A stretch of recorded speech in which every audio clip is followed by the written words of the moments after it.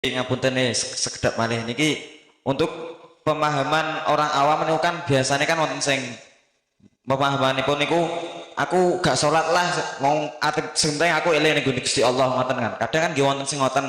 Wong awam nggih sing sampun belajar ilmu hakikat niku kadang kula nate ngertos nggih sanjang-sanjang ngoten niku sing penting aku eling Gusti Allah. Ora sholat lah kan seolah-olah dia meninggalkan syariat untuk menuju hakikat. Berarti kados ngoten niku kelentu nggih. Kok dhisik jawab aku beda.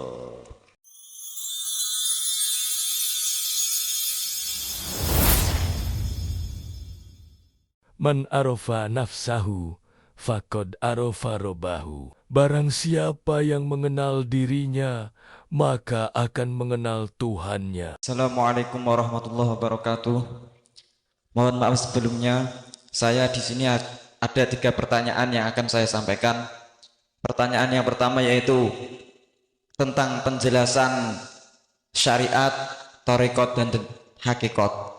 Niku penjelasannya pripun dan tahapan-tahapannya itu bagaimana? Apakah bisa lepas antara syariat, thariqat dan hakikat itu? Apakah bisa lepas? Bukannya saling nyambung-nyambung niku. Dan untuk pertanyaan yang kedua yaitu sholat secara syariat dan sholat secara hakikat itu bagaimana?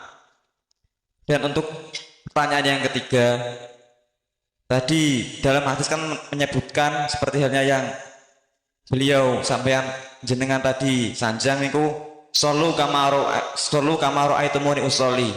Sholatlah kalian semua seperti halnya kalian semua melihat aku. Bukan seperti aku sholat, tapi seperti kalian semua melihatku. Dan itu penjelasannya bagaimana? Mungkin itu saja dari saya. Assalamualaikum warahmatullahi wabarakatuh. Waalaikumsalam warahmatullahi wabarakatuh. Pertama, apa tadi? Tentang syariat, hakikat dan thariqat. Syariat iku apa sih? Syariat iku umpama tak ibaratno kapal.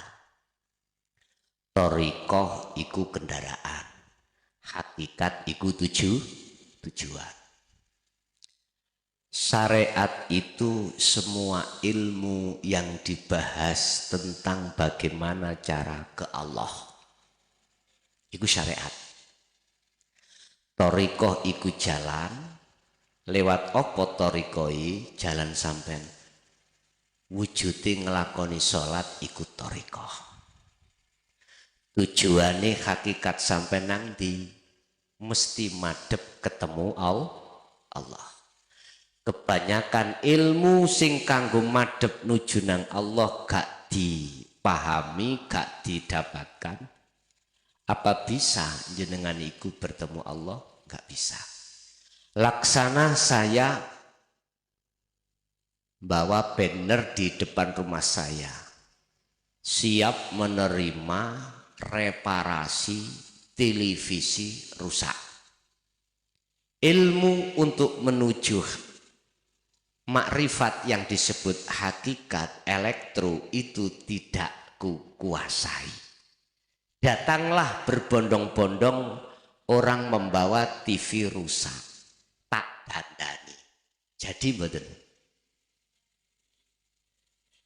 Ketika tak dandani, berhubung saya tidak ada manajemen sains atau ilmu elektro, syukur tak soder-soder iki BE basa wis kesambung tak setel.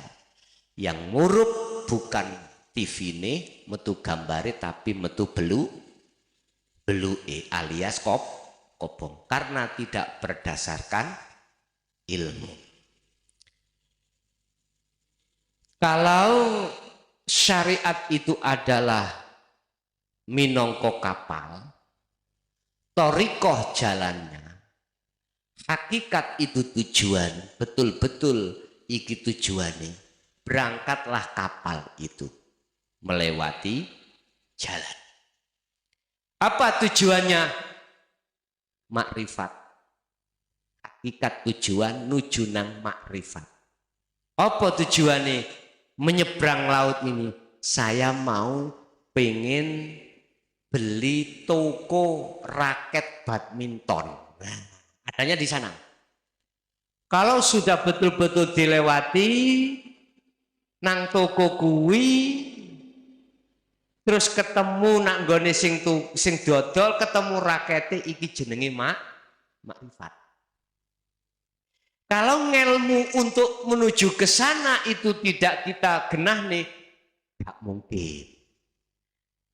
Kalau toh masalah syariat itu adalah kapal, torikoh itu jalan, gak ada hakikatnya. Sampean nggawa kendaraan nang dalan gak duwe tujuan. Nang ndi ku jenenge?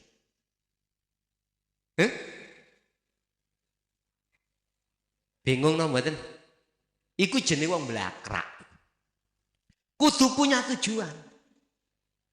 Syariat oke, thariqah oke, tujuanmu. Hakikatmu gak ono. Gak mungkin lah kuwi iso sampak nang Allah. Estu gak iso. Bukti di lapangan, ayo dipraktek nang atine dewi. Mengapa kita sholat selalu aja hati menghadap selain Allah?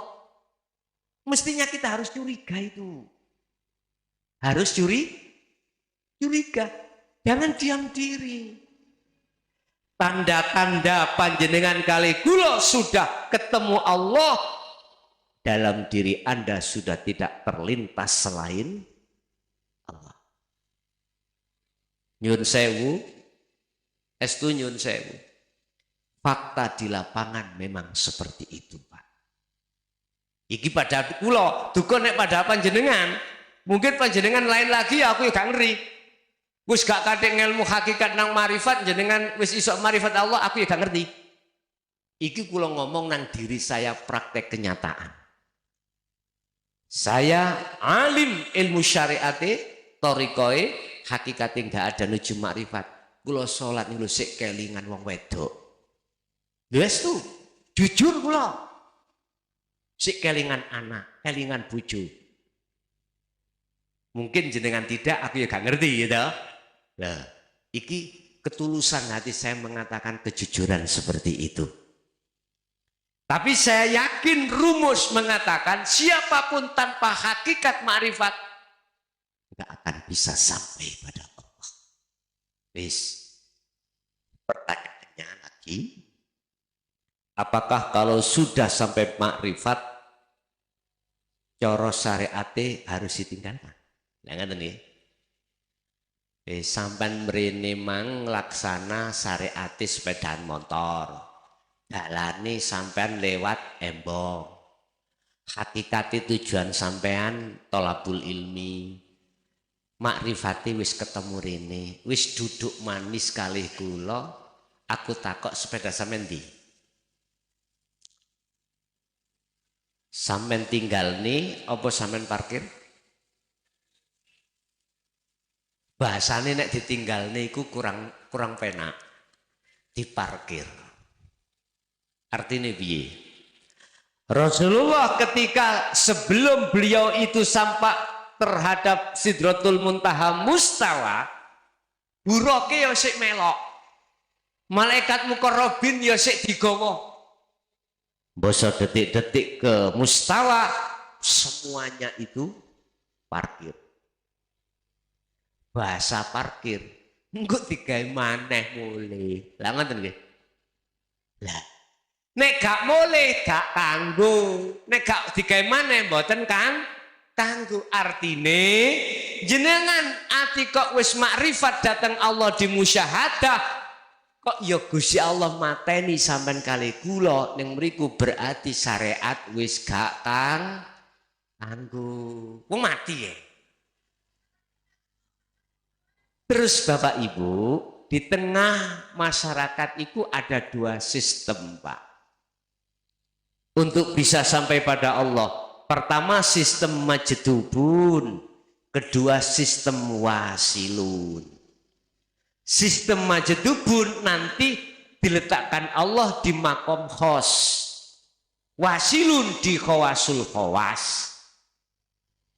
Tengereyan napa? Nek majdubun akale iku dibuang Allah alias majnun ataupun gila. akalnya dan hatinya sudah dilepas Allah tentang urusan makhluk, urusan dunia. Wong iki berarti wong jadab wajib sholat syariat? Ndak. Tapi nek memakai wasilut, diletakkan Allah di khawasul khawas, akal iki sik tetap berinteraksi dengan urusan dunia, interaksi dengan urusan makhluk, tapi hati sudah dilepaskan dari itu semuanya, hanya bercinta pada Allah. Ya niki Pak sing kula maksud napa jenenge keseimbangan antara hukum syariat dan hakikat. Artinya jasad bener ngelakoni syariat, tapi bagi dirinya wis gak lungguh syariat, lungguh hakikat nuju makrifat. Sehingga ketika sholat, ketika melakukan apapun, dalam hatinya tidak mengakui dirinya makhluk yang berperan, tapi Allah Subhanahu wa ta'ala. Niki nek diadapno wong syariat fakot saged diterima.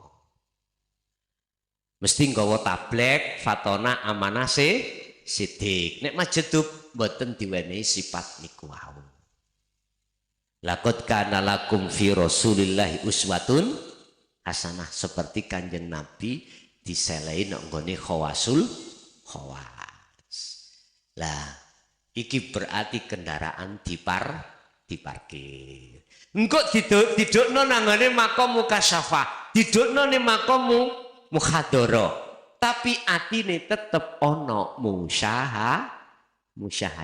Jasad boleh di mukasyafah, jasad boleh di muhadharah, tapi ruh tetep di musyahadah. Iki kelakuane cirine khawasul khawas karena memakai sistem wasilun.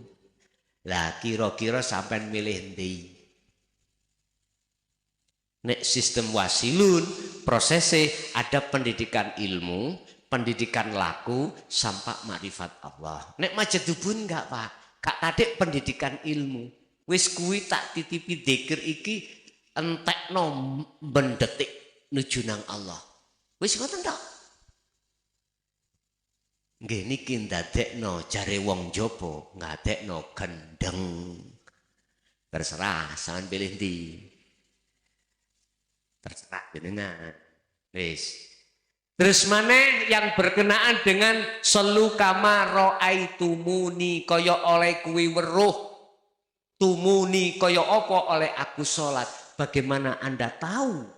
Wong Anda tidak pernah tahu Rasulullah. Secara langsung sampai kali kula niki mboten menangi zamane Rasulullah, akhirnya ya orang ngerti langsung Rasulullah mboten. Tapi ingat, di situ ada tabi'in. Tapi sing asolihin lho ya. Nek gak asolihin mboten mungkin. Mboten mungkin. Salat sira kaya oleh ngerti kaya apa oleh aku salat. Bagaimana mungkin Anda akan tahu langsung salat Rasulullah? Kita bukan sahabat. Kita gak jamani. Kita akan tahu lewat tabi'in as-solihin. Tengere mek situ Pak. Tabi'in iku mesti tidak aweh secara syariat tok, tapi juga secara hakikat. Yang perlu kami garis bawahi nyun sewu. Miturut kunci yang pernah ku alami atas kejujuran hati kula, tatkala aku belum mengenal hukum hakikat akhlak ilahiyah nuju ma'rifat, kula salat sik ketok wong wedok. Duka nek jenengan. Aku gak ngerti. Iki rumus. Dalam salatku sik kelingan, sik roh pasar, sik nyawang, masya Allah. Niki dalam ayat dikatakan salatmu jangan bersiul. Diisyarono seperti itu. Makanya sampean dolei ayat sing ngebabno masalah salat. Opo di situ kok memakai kalimat koma. mboten fa'ala. Kita harus teliti di situ. Koma asluhu qawama, walaupun wazannya mengikuti wazan fa'ala, tetap koma itu dimaknani menjaga. Nek fa'ala hanya melakukan. Yang dilakukan oleh jasad. Sementara roh tidak bisa kalau kita sholat itu memakai kalimat fa'ala. Kalau memakai kalimat koma, menjaga, berarti hatimu terjaga daripada kepentingan hawa nafsu yang menjadikan hati ini lalai pada Allah. Wa qumu lillahi qanitin hafitu ala sholawah was sholatil wusta wa qumu, tidak lepas dari koma. Lah mboten enten memakai fa'alah sampean pados silah. Setiap sampean ketemu ayat sing ngebabno salat mesti memakai koma. Nek fa'ala itu hanya melakukan secara fisik, nek koma sampai hati pada Allah, Wis. Untuk selanjutnya, bagaimana sholatnya secara hakikat? Kalau kita bicara sholat secara syariat sudah dididik di dalam hukum syariat, jasad ini melakukan diawali takbir, dibungkasi salam. Bagaimana miturut pandangan hakikat sholat itu? Sampai buka dalam surat yang mengatakan wa ma khalaqtul jinna wal insa illa liya'budun. Wa qala aidan wa ma umiru illa liya'budullaha mukhlishina lahuddin hunafa'a wa yuqimus shalah wa yutuz zakat wa dzalika dinul qayyim. Ana qayyime, lewat agama yang lurus inilah Anda akan bisa menyembah pada Allah. Status illa liya'budun itu adalah ruh. Ruh tidak diperintahkan minum. Ruh tidak diperintahkan untuk nyun sewu. Makan, bekerja, enggak.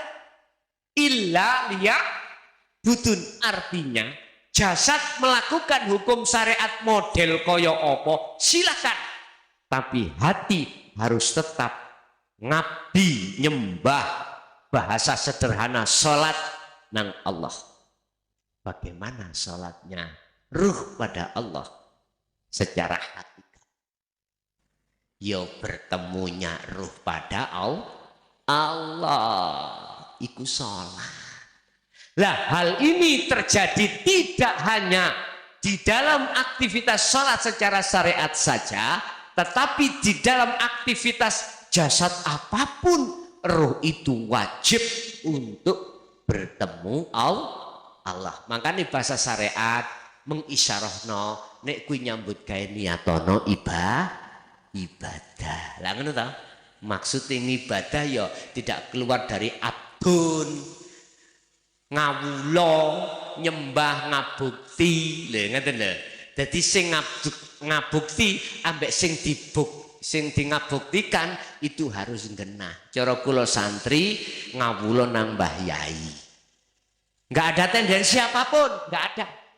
Ben dibayari mboten wong kula ngawula.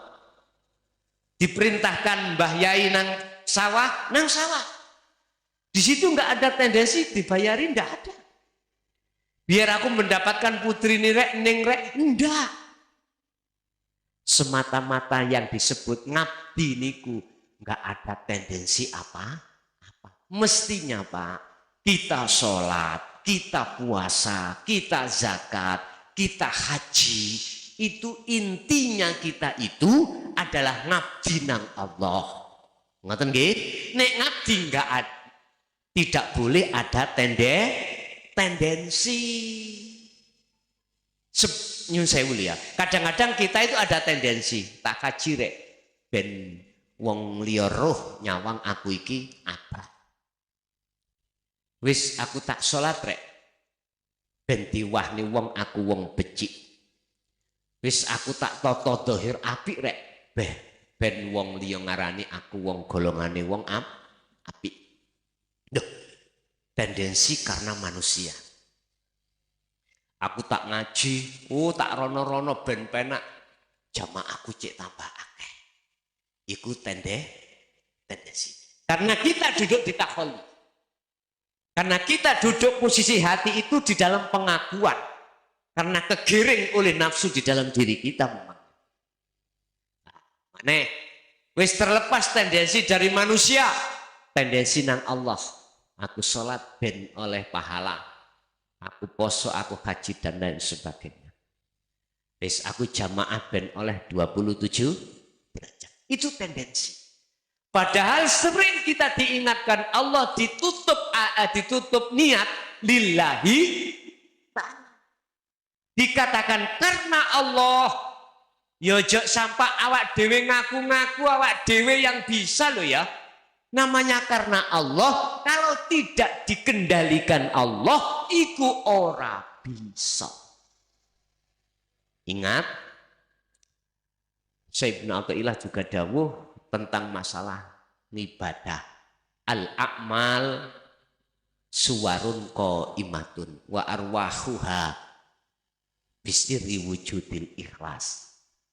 Amalian apapun itu laksana patung. Patung itu iso dijak ngomong mboten? Patung iso kena dijak tolong mboten? Saged nulungi mboten? Mboten. Nek ora percaya nang nggone Mojokerto ning Trowulan ana bunda tidur. Sampeyan mrono, bunda njak duwite diwenehi? Sampeyan jak komunikasi saged ngomong? Mboten. Iku hakikate makhluk itu seperti itu. Makanya sifat wajib Allah iku kalam sama basor. Lah sifat mokhali iku dadi sifate wajib manusia. Nek Allah iku mau sifate kalam, lawane kalam apa? Bisu. Lah ngoten nggih? Bisu iku dadi sifate makhluk termasuk jenengan kali kula. Tapi kok iso muncul ngomong? Nah, itulah biang kerok akhirnya kita merasa bisa berbicara, kita bisa berkehendak, kita bisa macam-macam. Lah ada disitulah letak ujian Allah ada di situ. Bapak Ibu hadirin jamaah rahimakumullah. Jadi ahli makrifat nang Allah, salate jiwa, salate ruh, itu tidak hanya ketika saat jasad iki melakukan sholat, enggak secara syar'i. Juga dia aktivitas apapun, rohnya selalu khodir, rohnya selalu munajat terhadap Allah. Inilah perbedaannya ahli syuhud dengan ahli hijab. Betul begini.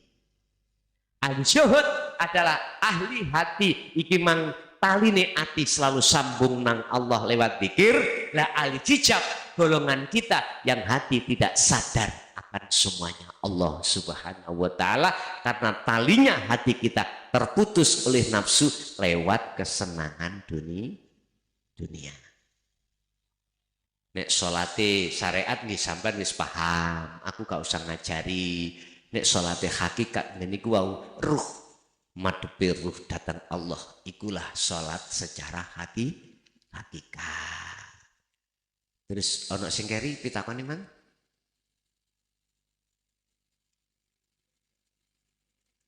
Tolong mikir. Dan niku untuk menuju hakikatnya kan kedah tetap nggih, kedah nglampahi syariat ngoten to nggih. Ngeten. Apa sih syariat iku? Tampilan fisik. Aktivitas tampilan fisik. Semua tampilan aktivitas fisik iku kan ono ngelmune to. Contoh mangan, nek gak ngerti ngelmune gak iso. Contoh sholat, nek gak ngerti ngelmune sholat apa iso?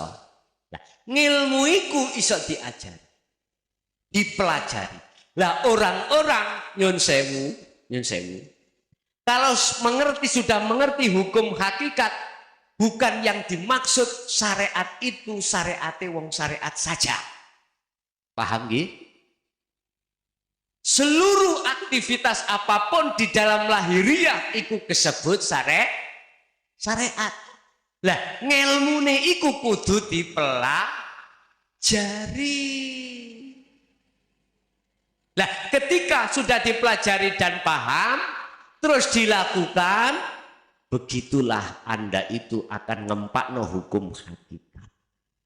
Mangan iku syariat atau badan? Syariat. Ngombe syariat badan? Syariat. Kelon nambah bojo syariat badan? Syariat. Lah niki ya kudu dingelmoni. Nek gak sampean ngelmoni, ya gak iso. Lah ketika sampean laku syariat koyok ngene iki dohir, kau pasti akan sikut-sikutan nek gak padha syariat sampean dewi-dewi. Si A si B, syariate beda. Contoh, subuh syariate sampean nganggo kunut. Situe gak nganggo kunut. Gelut mboten? Tukar. Jelas. Padahal kedua-duanya mungkin punya hujah sendiri-sendiri.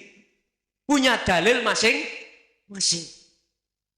Terus kira-kira sing menghendaki dia pakai kunut, ambek gak pakai kunut, mosok ana pangeran dia. Wonten-wonten sakliane Allah. Sing genahno pakai kunut, ambek gak pakai kunut, sejatine iku Allah napa duduk? Ya jelas Allah. Hal itu akan kita sadari manakala di dalam hati ini sudah punya komponen hukum hakikat menuju makrifat datang Allah. Rasulullah ngkei pelajaran. Innama bu'ithu liutammimma makarimal. Aku tidak akan diutus ke bumi kecuali menyempurnakan akhlak. Akhlak istimaiyah dan akhlak ilahiyah. Akhlak istimaiyah ada kaitannya dengan hablum minan nas. Berarti jasad iki ditotoning hukum syariat.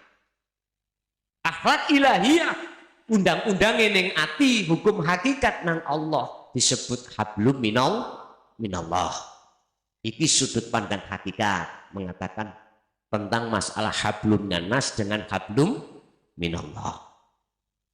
Kita Bapak Ibu mengikuti madhab Syafi'i. Terus ada seseorang mengikuti madhab yang lain, apalagi tidak jumhur. Jelas kita mengatakan kai salah. Nggih badan. Pasti.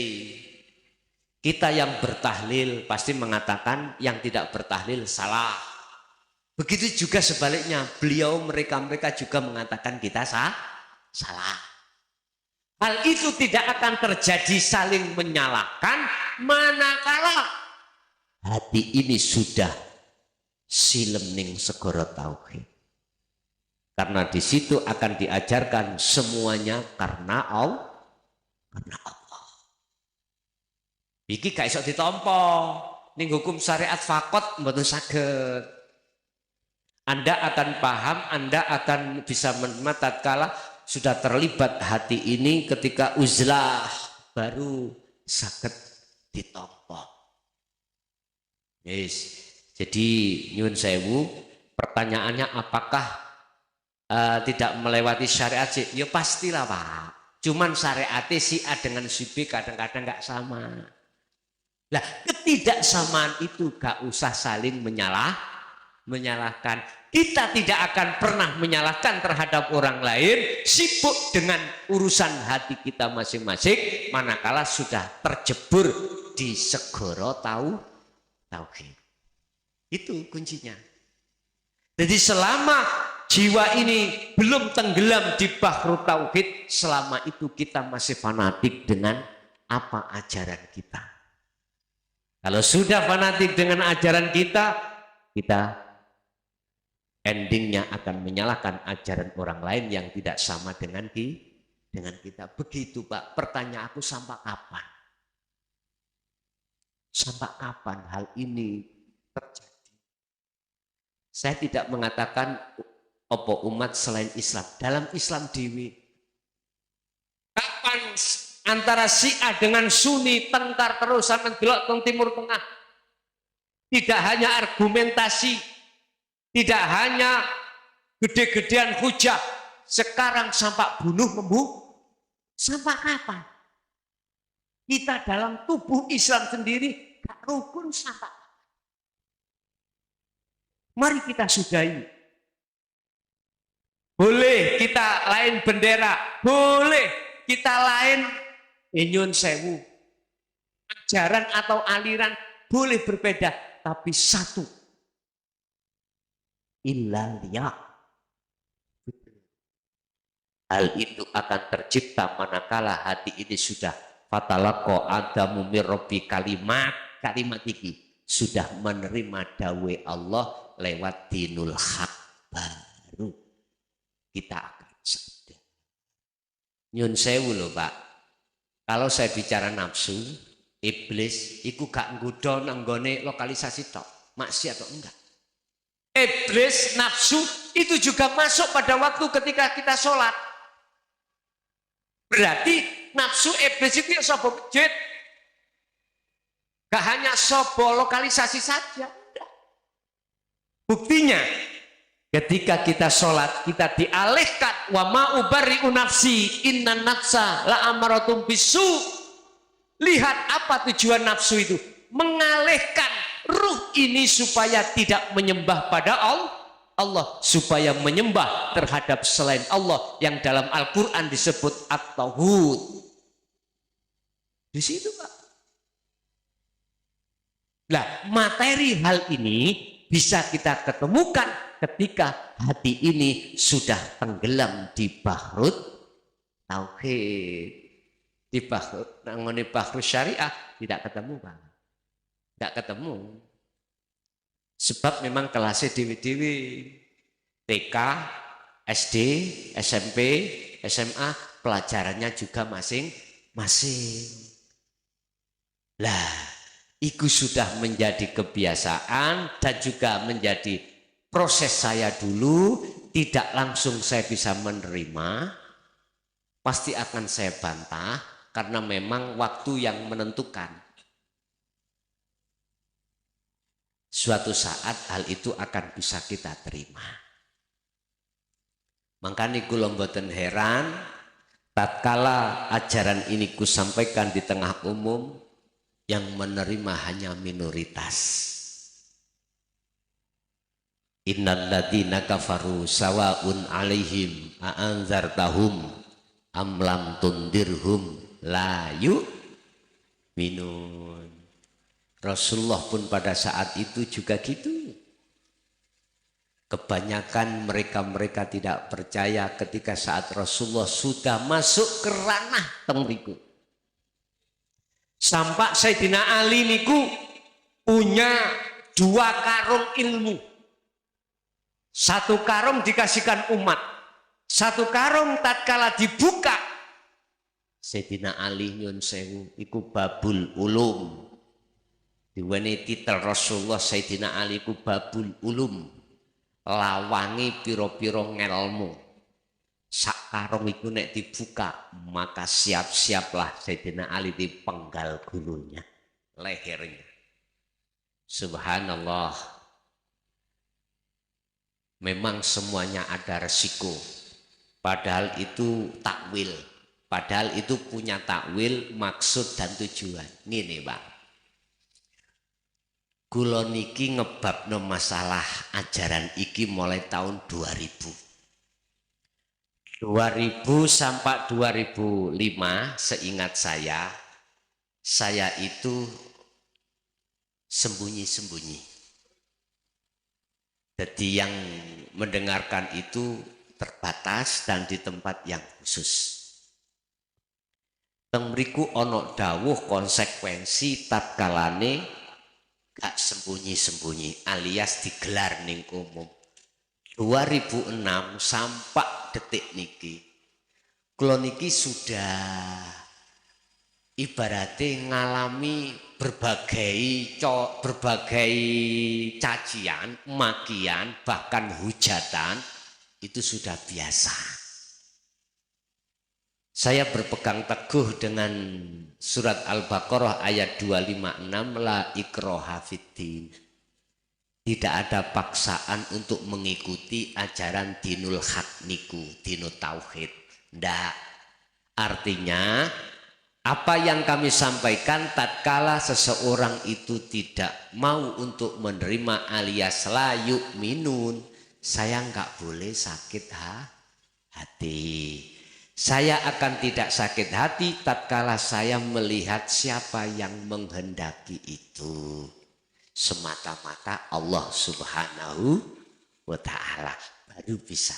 Ingat zamannya Nabiullah masuk di kaum Taif. Mayoritas seluruhnya itu kaum Taif menolak. Tidak hanya menolak, bahkan menghujat Rasulullah min jinnah. Rasulullah dilekno gabungane wong gendeng. Ajarane sesat lan sak pituruti.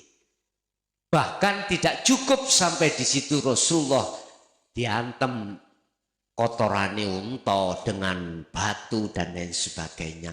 Sampai malaikat Jibril sahabatnya itu iba dan mengatakan terhadap Muhammad, ya Muhammad, umatmu Taif iku tak blekne gunung Uhud piye? Rasulullah jawab piye? Ojo. Sapa ngerti sekarang deku gak iman, gak percaya, sok diangen-angen mbuh setahun rong tahun iku sadar. Nek gak ngono bek-beke anak putune iku gelem ikut aku. Loh, sampai di situ Rasulullah. Hal ini akan bisa terjadi terhadap panjenengan manakala panjenengan yang menjadi dai iki betul-betul melihat Allah. Tapi nek gak melihat Allah, yus ngamuk Pak. Kadang-kadang sampak ngesot, ngerti ngesot nih? Ngerti ngesot? Niko lho. Nyumpai niko lho. Kadang-kadang seperti itu. Gak nganut aku, ciloko kamu. Kadang-kadang. Kadang seperti itu. Tapi Rasulullah tidak. Sing seneng monggo, ibarat daharan monggo tak siapke, sing kersa dahar monggo, sing ora ya monggo. Ngaten. Dadi kula pun anu Pak, istilahnya pun sekonjangan. Di tengah forum bahkan setelah itu ada muncul surat, ada muncul komplain dan lain sebagainya. Nggih, ngoten niku nggih kula tanggepi dingin mawon. Nggih, kula mek mau gang prinsip mek situ semuanya karena Allah. Jadi tetap Kang harus melewati syariat. Cuman syariat si A si B iku masih gak podo ya gak oleh ilo-iloan. Hal itu akan terjadi gak ilo-iloan kalau hati ini sudah tenggelam di bahrut tauhid. Wong mangan ya syariat kok, wong ngombe ya syariat. Makanya tadi saya katakan arif itu ya, arif. Orang yang sudah sampai pada tingkatan makrifat itu tidak memandang aktivitas dohir. Itu dari dirinya atau dari makhluk yang lain. Bal yusyahiduna annal fa'ilah wallah ta'ala. Dia hanya melihat semuanya yang berperan adalah Allah. Teng mriku. Makanya gak fanatik dengan kealiman si arif, enggak. Karena dirinya sudah lebur. Sudah lebur, dirinya dipenuhi dengan cahaya makrifat, akhirnya tidak ada kesempatan wujud selain Allah, itu sudah tidak ada kesempatan dalam hatinya sudah. Yang tampil, yang nyata, la ilaha illallah al-malikul hakul mubin. Nggih. Wonten beli? Sik cek ditutup nih bisa. Niki ngapunten nih sekedap malih niki untuk pemahaman orang awam niku kan biasanya kan wonten sing pemahamanipun niku aku gak sholat lah mau atip senteng aku eling ning Gusti Allah ngoten kan. Kadang kan nggih wonten sing ngoten. Wong awam nggih sing sampun belajar ilmu hakikat niku kadang kula nate ngertos nggih sanjang-sanjang ngoten niku sing penting aku eling Gusti Allah. Ora sholat lah kan seolah-olah dia meninggalkan syariat untuk menuju hakikat. Berarti kados ngoten niku kelentu nggih. Kok dhisik. Jawab aku beda. Ini. Innani anallah la ilaha illa ana fa'budni aqimis shalah lidzikri. Jumenengno salat iku kanggo eling menyang aku. Nek cara kula dijoki pendapat, saya tidak akan pernah menyalahkan terhadap kondisi apapun pada si A sampai Z. Tidak. Saya tidak akan pernah menyalahkan manakala saya hanya melihat sifat kudrat dan iradahnya Allah. Jelas? Sebab ini tadi di depan saya katakan, orang menuju pada Allah itu ada dua sistem. Ada sistem wasilun, ada sistem majdubun. Nyun sewu. Sing wasilun endingnya diletakkan khawasul khawas, biasanya sing majdubun di khos. Tetapi untuk memilih khos dan khawasul khawas itu hak prerogatif Allah. Apabila dia meninggalkan sholat secara syariat, gitu, didasari dengan nafsu, hatinya tidak karena Allah, secara teori keilmuan salah. Iki dikunci. Saya ulangi. Manakala dia olehnya meninggalkan sholat secara syar'i, didasari karena nafsunya, ya, tidak karena Allah, maka secara keilmuan teori iki salah. Tapi ojo dimaksud aku nyalahno, ndak. Satu, dua, sampean kunci. Manakala dia olehnya tidak menjalankan sholat secara syariat dalam kurung ditinggalkan, dia hanya lidzikri, hatinya ingat pada Allah tanpa didasari oleh nafsu. Jikalau karena Allah secara ilmiah, keilmuan iki gak apa-apa. Engko dhisik. Ojo ngomong gak apa-apa terus wah enak lah aku ngono gak atik sok. Enggak dhisik. Kalau dia karena Allah, jelas akalnya itu sudah ditarik Allah. Paham nggih? Berarti kan majdubun. Wong akale ditarik. Sebab akal iki digawe lahan nafsu untuk memprovokasi hati. Contoh iki. Ono arek cilik rame. Nafsu ngomong nang akalku. Son. Iki nafsu ngomong nang akal. Aranono sing rame iku arek cilik. Akhirnya mudun lewat nupus tanapus anfas nang ati murui nang roh imano sing rame iku arek cilik. Nek ati kula roh iki kena provokasi akal, mesti aku beriman sing rame arek cilik. Nggih mboten? Nek tak terus nang ngene mangkel mboten, Pak? Iso nggo gepuk. Omane waktu sholat Allahu Akbar ning mburi rawame. Waktu khutbah ning mburi rawame. Mangkel mboten? Iso-iso. Mulya kono. Nek niate Jumatan ojo rame lah ngono ah. Ngamuk-ngamuk nafsu amarah mentereng di dalam hati kita. Wis. Ngene iki ya apa? Iki jenenge cara atiku kena provokasine akal kena uruane nafsu. Iku tiap saat dan waktu. Mestine akal iki gak oleh percaya ambek nafsu. Lah, umume akal iku mesti percaya. Karena akal delok fakta makhluki. Dengan rumus mosok Gusti Allah iku rame. Lah ngono ya.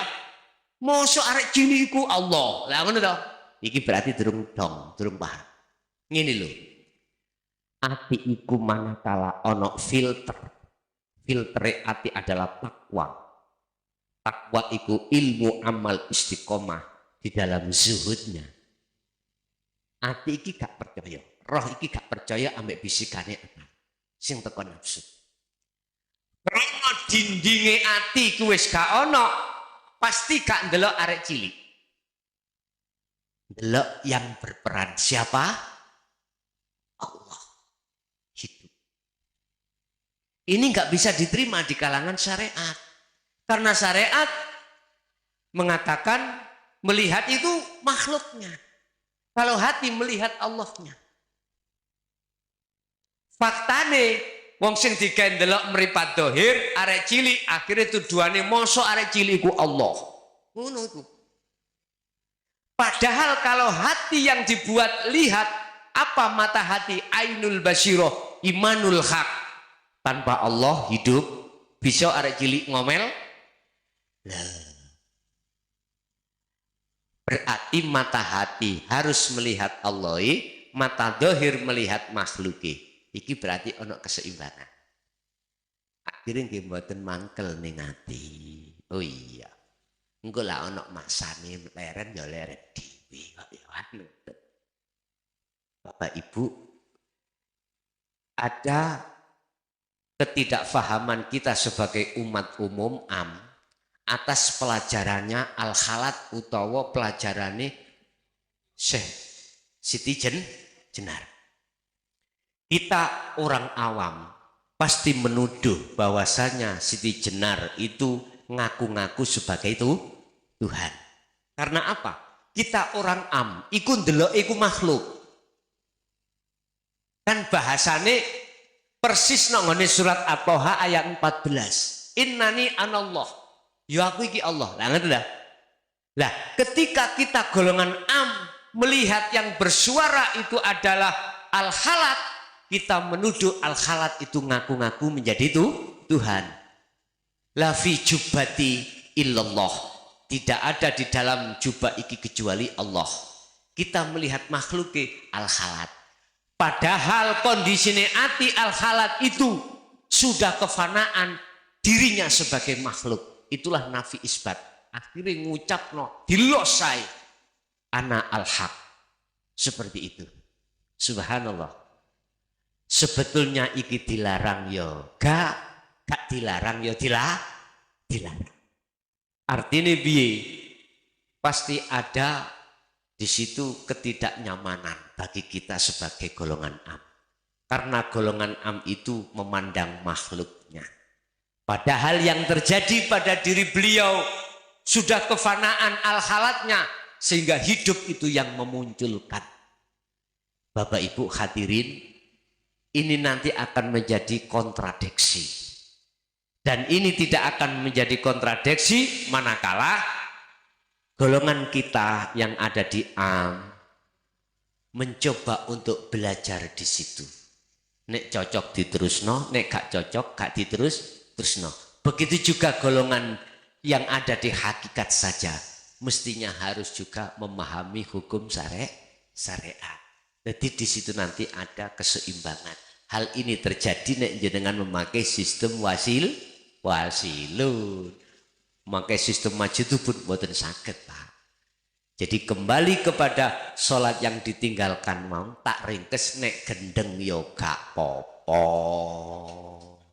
Paham? Nek gendeng gak popo, nek gak gendeng gak oleh. Paham nggih? Ngoten nggih. Bapak Ibu hadirin jamaah rahimakumullah. Monggo kita tutup sarana doa.